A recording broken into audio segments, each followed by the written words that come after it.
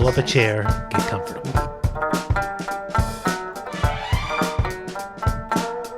I came here to have a good time today. I came here to have fun with friends.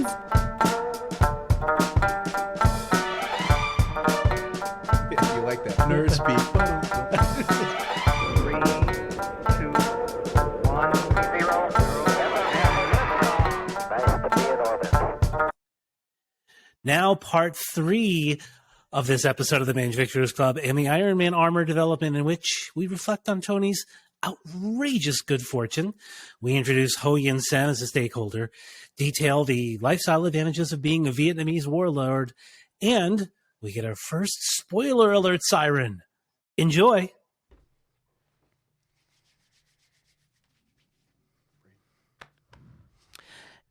And we're back with that anticipatory breath in.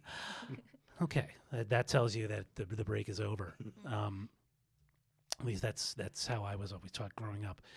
Anyway, other stakeholders. Let's start with Yin Sen, who in the comics is, and fortune has always smiled upon Tony Stark being born into a wealthy industrialist family. But, God wasn't content with just making Tony the scion of a billionaire and a billionaire himself and a playboy and a philanthropist and a genius. No, he also delivered a Nobel Prize-winning physicist to Tony, and we'll talk more about the situations that give rise to the Iron Man armor in episode 2. But one of the people that you encounter in Tales of Suspense number 39, 12 Cents No Longer, is Ho Yin Sen, who is the manservant of Wang Chu. Wang Chu, of course, as we all remember, is the Vietnamese warlord who captures Tony after Tony is injured in the jungles of Vietnam. That's right, in 1963. It wasn't Afghanistan, it was Vietnam, because, we like to put our industrialists in harm's way in battlegrounds where it's arguable we probably shouldn't even have been there as the U.S. military. Yeah, but exactly. again, this isn't a political show. That's a whole other thing. But Wang Chu is the guy who, again, just so happens, because when you're a Vietnamese warlord, there are things that are given to you or made available to you that aren't to the normal peasant. Like billionaire philanthropist playboys, right? Yeah. Well, Genius. and Thank you. I did forget. I forgot. and Nobel Prize winning physicists like Ho Yin Sen, who also, and again, does it get better for Tony?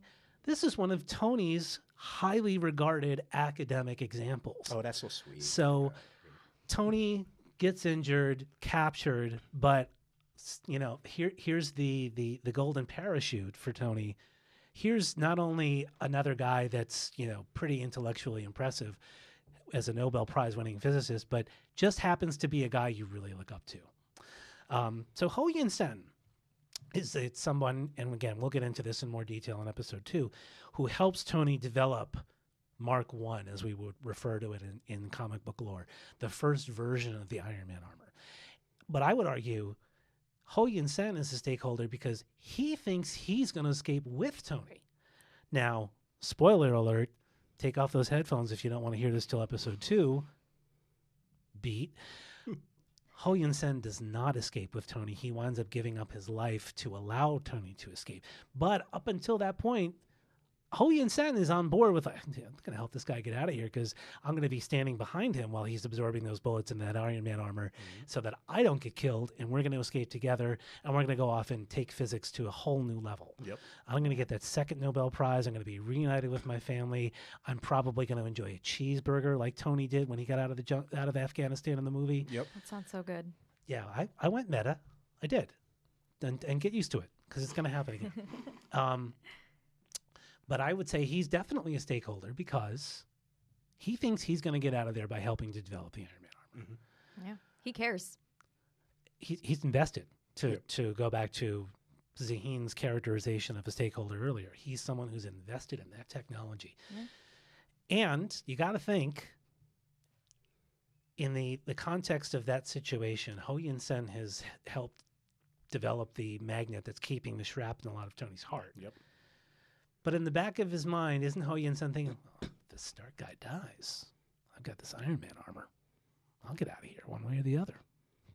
I'm gonna help the guy. Seems like a good kid. I'll help him out, but at the end of the day, when he lives, he dies. As long as I get that Iron Man armor either in front of me or on top of me, I'm golden. Listen, there's got to be an element of self-preservation there. Let's be realistic. And that is one of the requirements we will talk about in Yeah. episode 3. Yes, so yes. hold on for that one. Carl, you have not weighed in on Ho Yun Sen as a stakeholder. What do you think? Because I'm listening to all the knowledge that's being dropped, I agree with that stuff, right? Like, I definitely agree he's a stakeholder. He's invested. I agree 100% was Zaheen's definition of that. The only thing I'm thinking of is just, we did give the spoiler alert that he doesn't make it, right? So I guess what's interested to me for him as a stakeholder. Should we have said spoiler alert a second time, just in case someone skipped ahead 15 seconds? Well, some people. We should put a siren. We should. Klaxon. We should. Spoiler alert. We should do that just because, attention spans are so short. They're like, why didn't you tell me? It's like, well, I told you 30 seconds ago. It's a spoiler What did you alert. tell me 30 seconds ago? Oh, spoiler alert? You didn't get the first message? What? Wee woo, wee woo. There it is. Spoiler alert siren. Now you know. But it's just like we're talking, right? We'll talk about this more, but I am interested in him as a stakeholder, his development, right? Because we know stakeholders, their position within the universe can change at any moment. 100%. Right? Like, stakeholders are not static, right? They're dynamic. And so what I'm interested in Ho Yin Say as a stakeholder is, he's like, yo, I'm going to get out. This dude, he got a suit. I'm out. And at some point when he did the math, he's like, shoot, I'm not going to make it. Thank you for keeping that family friendly. Exactly. Hey, you know Appreciate what? that. Hey, the kids are our future, right? Well, I believe the children are our future, and if you teach them well and let them lead the way. You see, there it is. Maybe we should hold hands and sing "We Are the World" too. But is that? I'd prefer "Do They Know It's Christmas" as the. Do you want to hold hands, Sean? Let's, Yeah, let's I- link together.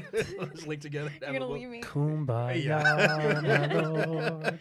Kumbaya. Exactly, right? But We are multi-denominational. On this is what we're doing Oh, here. yeah. We're hitting everybody. But I am interested in his development as a stakeholder because at some point, he must have figured out he's not going to make it. So depending where in the process they were, it's like, what motivates you as a stakeholder to still be invested?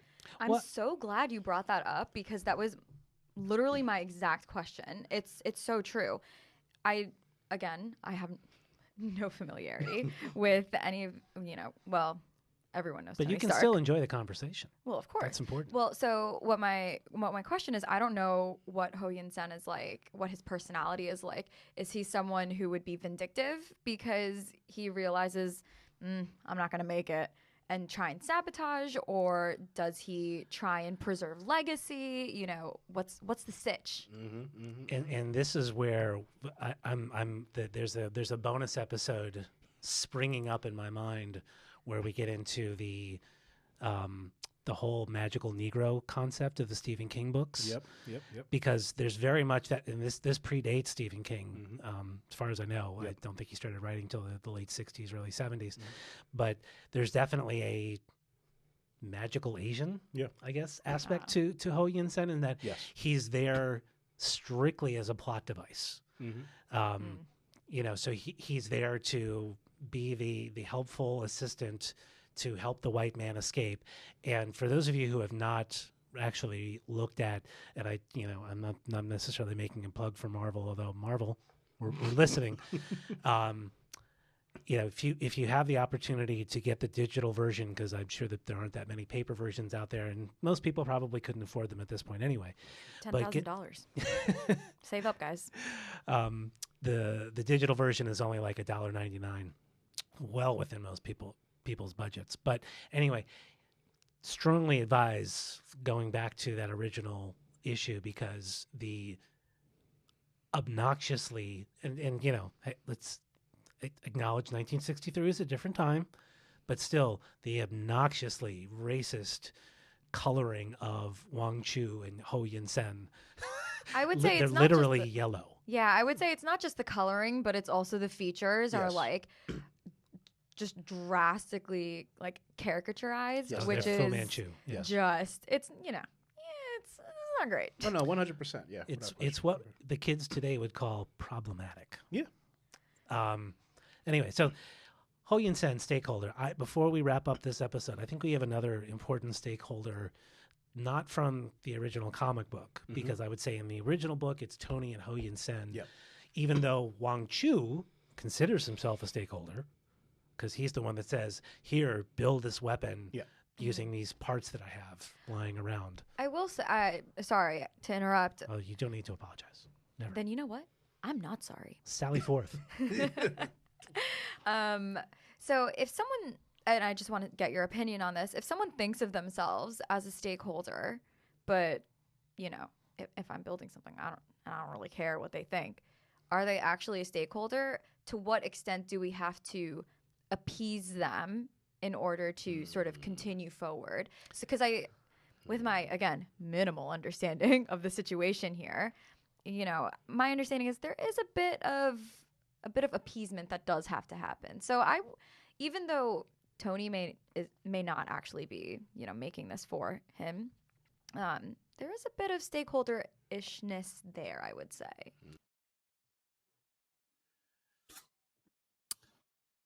Boy, the 60s were a different time, weren't they? A much more racist time when Southeast Asian characters in comics were literally colored yellow. Oof. What are some of your favorite examples of how things have changed since the 60s in comic books? Tell us in the comments.